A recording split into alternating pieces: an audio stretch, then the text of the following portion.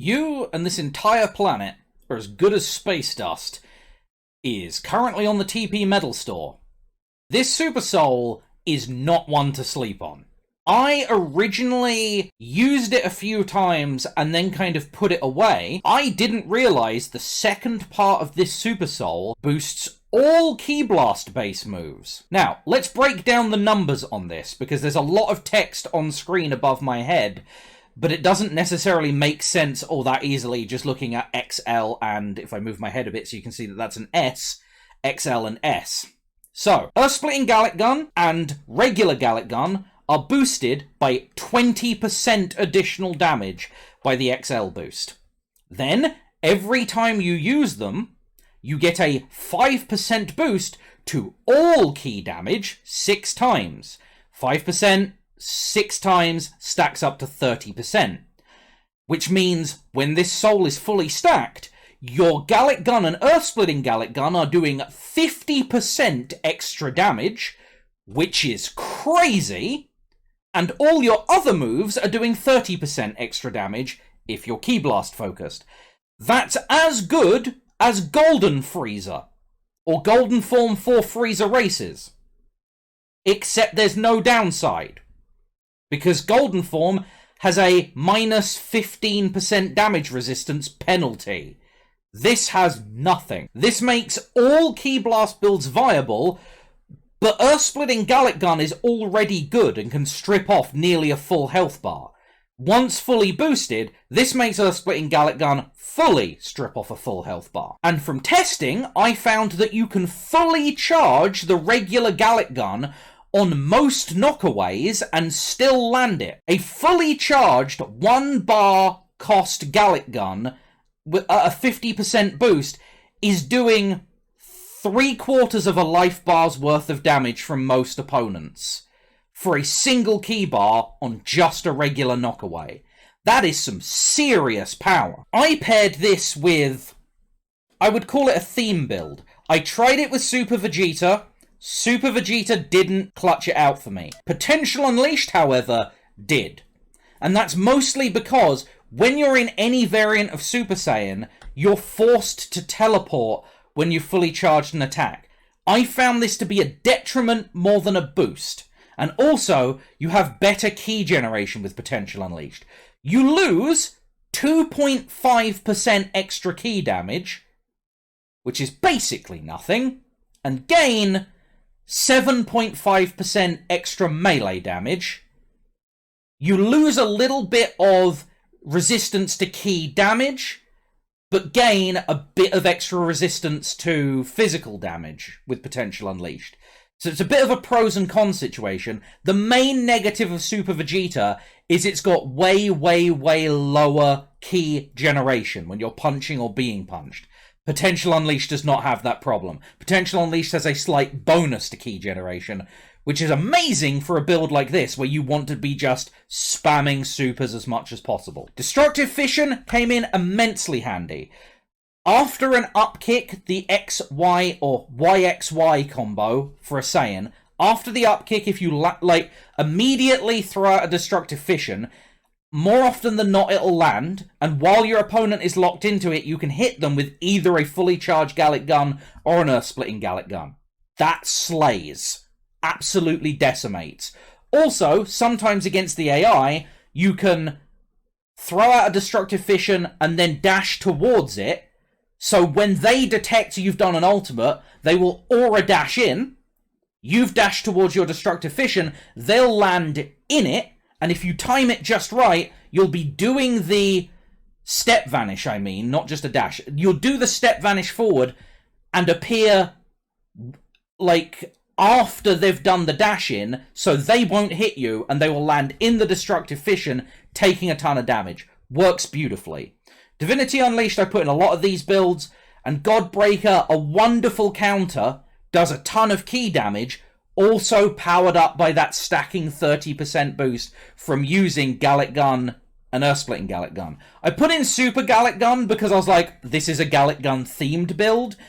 Sometimes Gallic Gun is good to use on a heavy stamina break, not always. Let's actually put this into practice and I will show you what I mean. Okay, there are a few options with this build for attack rotations. Most of them follow the XYX into YB knockback.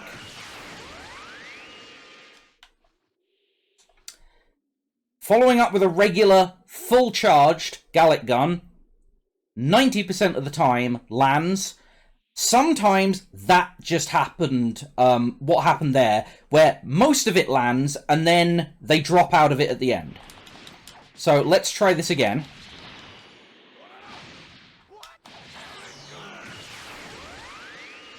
There we go. That's the damage it should do.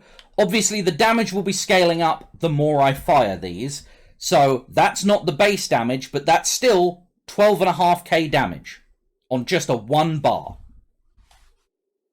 Now, the powered up version is to do exactly the same thing, but to do Earth-splitting Gallic gun. Big damage there, but 2 bar cost.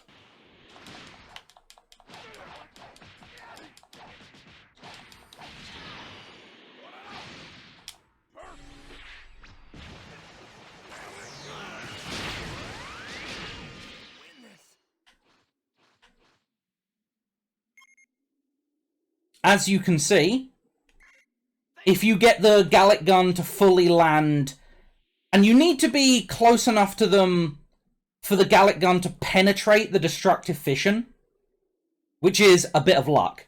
But if you do, both attacks will land at the same time, and it will usually just slaughter your opponent. It's crazy damage. Once you've stacked up an extra 30% damage, there's also the possibility of doing a heavy stamina break into a full charge Super Gallic gun. Because Super Gallic gun fully charged is very damage efficient on its own. Once you stack on the extra 30% damage, you've also got the extra 15% damage from Potential Unleashed. 45% additional damage on an already very efficient skill. That's killing. If you don't know how to do the YXY combo, the down smash combo into an earth-splitting Gallic gun is perfectly viable. Nice and easy.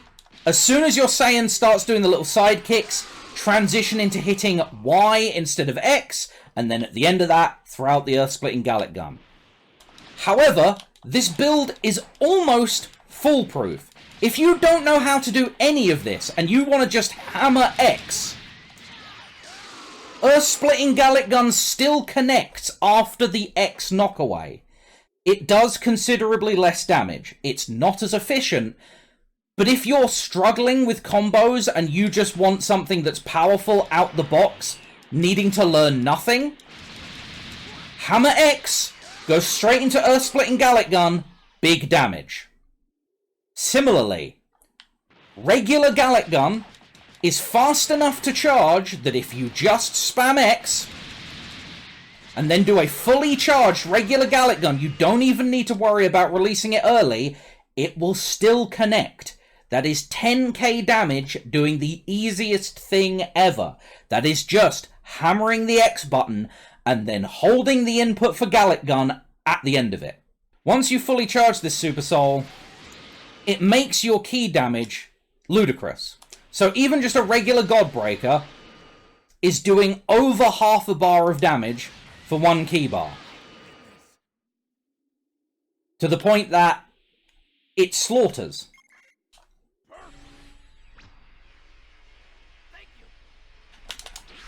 Then you can start doing what I just did there and baiting the AI into destructive fissions. It's a bit difficult to explain that one. I attempted to explain it earlier in the video, but basically, I usually do it after a throw, go straight into a destructive fission, slip the AI's dash in, the destructive fission goes off and blows them the fuck up.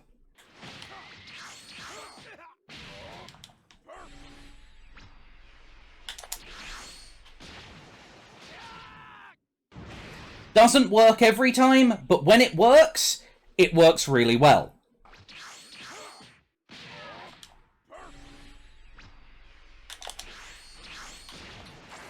It is possible to also throw extra damage into the destructive fission while it's going off.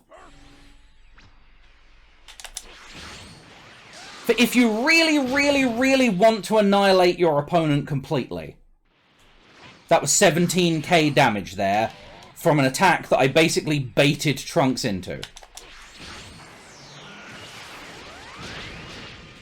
And that was 18 using just the charged Gallic Gun version. I highly, highly, highly recommend anyone that wants to test this Super Soul and is watching this video at its release, go and get the Super Soul from the TP Metal Store now, because it's on a temporary rotation and won't stick around. The Super Soul should still be in the TP Metal Store about a week from this video's initial release. If it's not there for you now, unfortunately, you're just going to have to wait for it to come back around. I highly recommend this Super Soul. I think it's really, really, really powerful and easy to run with no massive drawbacks like some of the Super Souls I've been showing on this channel. You can use it with Super Saiyan God as well if you want really high melee damage and really high ki damage and you still want like the teleports and stuff. You can use it with Super Vegeta if you just want to go max ki damage. You can use it with Potential Unleashed. You could even use it with Super Saiyan 3. I haven't tested it, though ki generation would probably be a bit more difficult with that. If you want to see this build in practice, there will be a video of me defeating Parallel Quest 122, the final battle before the final battle, with this build, no allies, no healing items, on screen right now. And if you're not interested in that, thank you very much for watching, and I'll see you in the next video. Bye for now.